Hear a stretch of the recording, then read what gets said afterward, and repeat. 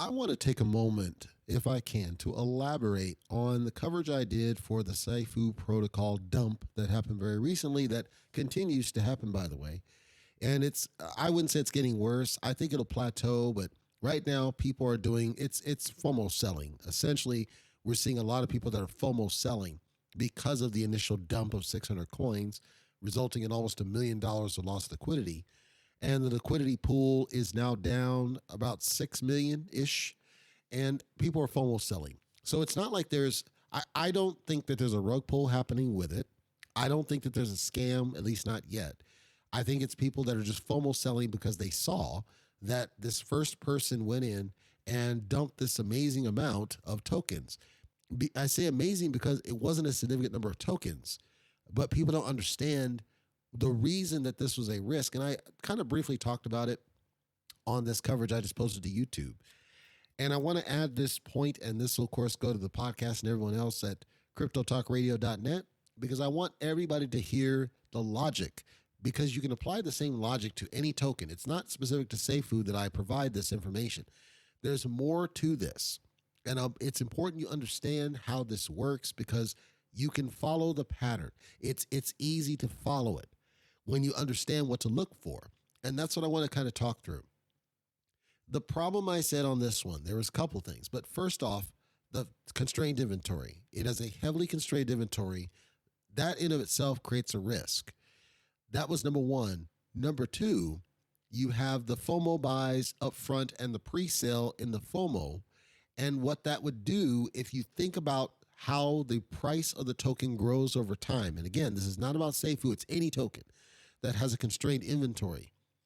The math works out that if you don't have anti-whale to stop people from dump selling, they're going to be able to sell. So in this case of this token, and with any other, when you have a pre-sale on a constrained inventory, you're creating more risk as more people buy early in the pre-sale. That's the problem with pre-sales on constrained inventory. If I can buy in, and let's say the initial price is $10, and let's say I put $100 worth of this, and so basically 1,000 tokens. Now in this case, I see quite a few people that had 1,000 tokens. If I have 1,000 tokens, my basis right there is I spent however much, $100 to get these 10 tokens, and I get $1,000 as value, as my basis value. The problem is, you can look at the graph yourself. The price jumped from $15-ish or $18-ish. I think it's like 18. It jumped all the way from 18 to 300 in a very short span of time, about a week and a half. So mathematically, what does that tell you? I'm wanting you to pull out your calculator and do the math yourself. If I spent in the early days, and of course this is 18. So I said, okay, I got 18 per token, and I just put $100 at this thing. My basis value is $1,800. If my basis value is $1,800, okay, that's good. The problem is that's no longer your basis when the value goes up, because it peaked at roughly $335. At $335, that $100 that I put in there is now worth $30-something thousand. The one who's triggered this FOMO selling right now had 600 tokens. So you take that and multiply by 6, that's 200 grand at the peak. When that person dumps, right? When they dump out, and that's only if I did $100 worth. They had to have done a lot more. I'm saying that when that person dumps out, it causes a cascade effect, because now people are seeing strong sell signals, and they go and they sell and they sell and they sell and they sell.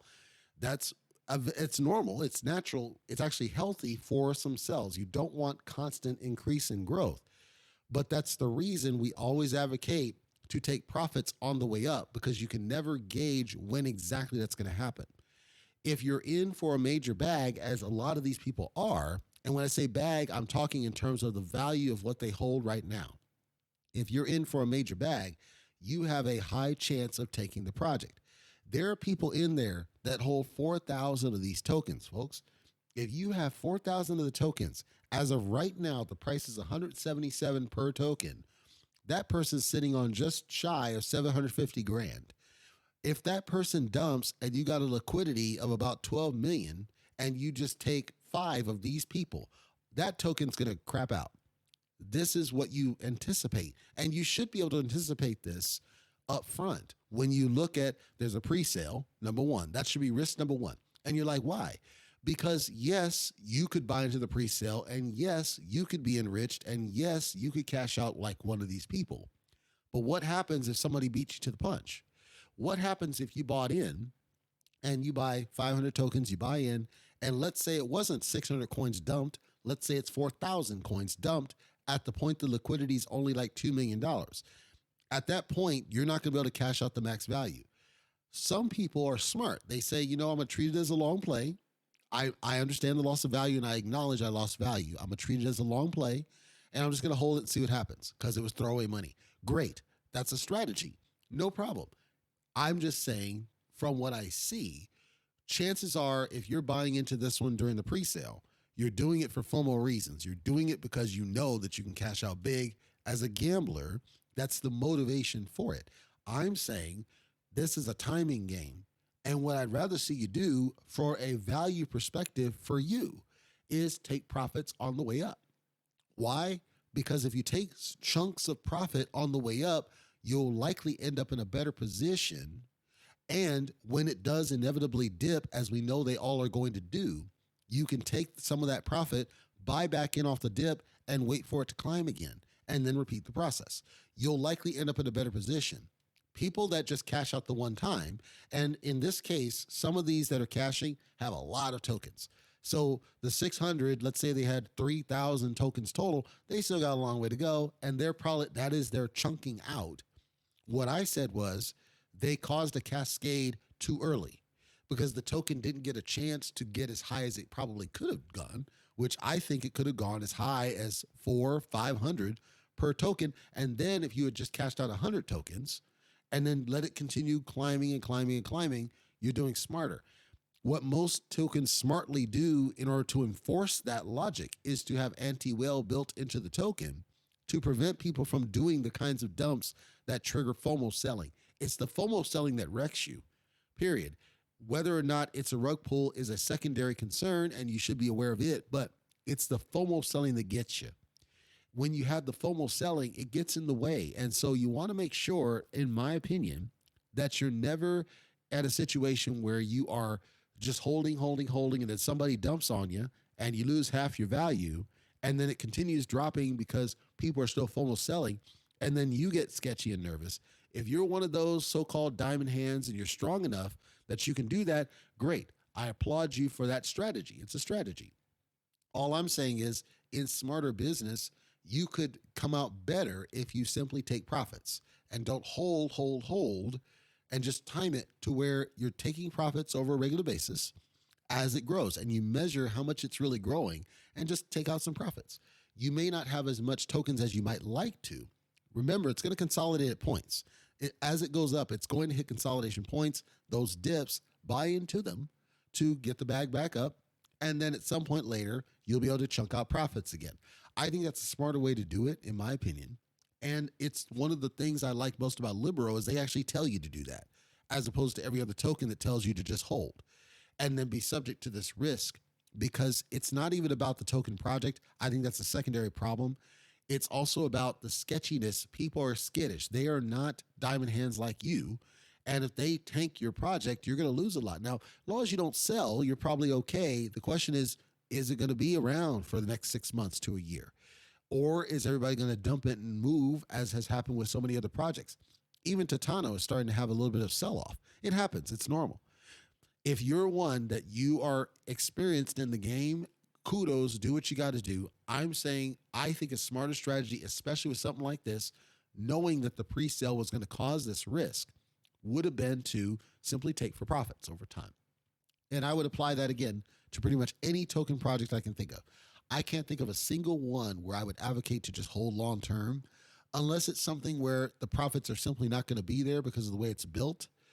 But like SHIB, for example, everybody's holding SHIB because they're waiting on a burn, and there really is no profit to be had. And in some cases, the amount of money they have isn't worth, because of gas or something else, it isn't actually worth selling for profit. Got you.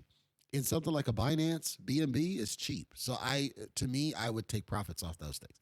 If it's something where it's the Ethereum network and you can generate Ethereum on the Binance and then swap it to Ethereum network and then do it that way to kind of save, okay, maybe you do that. I just am a strong advocate, always have been now, of taking profits and don't sit it there so that your money that you invest is not being held hostage or subject to the whims of what you know are the sketchy FOMO people that can take your value. I summarize by saying, ultimately, it's your money. You do what you want to do. I'm just sharing my thoughts that we see this time and again, the same pattern. Nobody's really holding tokens anymore. Everybody's doing kind of a buy and sell pattern, and everybody else is taking profits. So anybody who is still in the hold mentality, hey, much respect to you because you're one of the, I guess, the last mainstays, but we are seeing across tokens that people are starting to get into the profit take mode. And that's going to affect, I think, your investing strategy, or at least it should, and kind of rethink which tokens are worth that versus which ones you just take for profit and treat them as what they are, which is there's these issues up front. It's going to cause a dump. We don't know when. I'll just take profits on the way up. That way, when it does happen, I'm insulated from it. These are my thoughts exclusive to me. Now, if you're one of the ones that's been harmed by these dump projects like Drip and Seifu, again, I want to help. And I covered this on YouTube. I'll share it on the podcast as well. And I'll repeat it for YouTube listeners because I think it's important. Again, I'm trying to help. I'm not a neener like some of the responders on the Seifu side. I like to help. And so I'm going to share the information about the book that I stumbled across and the person that introduced, that wrote this, about a great way to get some spare cash. And this will help you recoup what you just lost with your Drip and your Satama and all these other ones that are kind of crapping out. It'll help you recoup some of that money with something very easy. It involves scrap metal recycling. If you didn't know, scrap metal is all around you, not even in your house, but in the yard sales or something else. And with this, you can make a lot of cash with this, up to close to $3,000 a month. So if this is sounding like it's something you're interested in, I want to recommend this book for you. Even if you already have a job, I think it's something where you can recoup some of your cash. If you take a look at this book, I strongly recommend it. It's called How to Make Cash Today with Scrap Metal Recycling. It's available on Amazon.com as an ebook. I strongly encourage you to take a look at this book. If you get into this, it'll help you get back some of this cash that you've lost. Now, of course, the caveat is you have to kind of trust me. You didn't trust me the first time when you took the loss. You bought in when I told you not to. That's okay. I'm here to help. I strongly recommend take a look at the book, How to Make Cash Today with Scrap Metal Recycling on Amazon, on Audible as a Kindle book. Get that. Take a look at it. I assure you, everybody's got this scrap metal around, and it's a great way to make some of this money back that you've lost YOLOing into these various projects. Ultimately, I'm confident that this all will pass, and I think the price will recover as soon as the FOMO sales get out of the way. But I think there's going to be more dumping. I think some of these whales, they're now whales just by way of liquidity amounts, but I think some of the whales are going to continue dumping at some point. So as it goes back up and hits certain peaks now, I think we're going to see a lot more of these dump sales from these whales. Right now, the liquidity is at around 12 million. And of course, it got very close to 20 million. So that's not good in the money that's available in the contract to support these transactions. So if we look at the long play of Seifu, I think it'll follow the pattern I said, which is we're going to see these dumps. It's going to climb again, and the rebase will try to do its thing. And I see the contract executing. But I also think at some point that these whales, and there's a lot of them, they have a lot of tokens at these price points. There's a lot. And so as they dump off, I think it's going to keep the price from getting to any sort of pinnacle. If you want to hold, please, by all means, do what you want to do. Do what you like. Digital Underground. I think it's smarter just to take profits over time and watch it as you take the profits. And then as dumps get to a point, then you buy back in off the dips if you want and, let it grow again and then take profits again. I just think it's a smarter strategy. That's my opinion. You can do whatever you want to do. It's your money. Take it or leave it.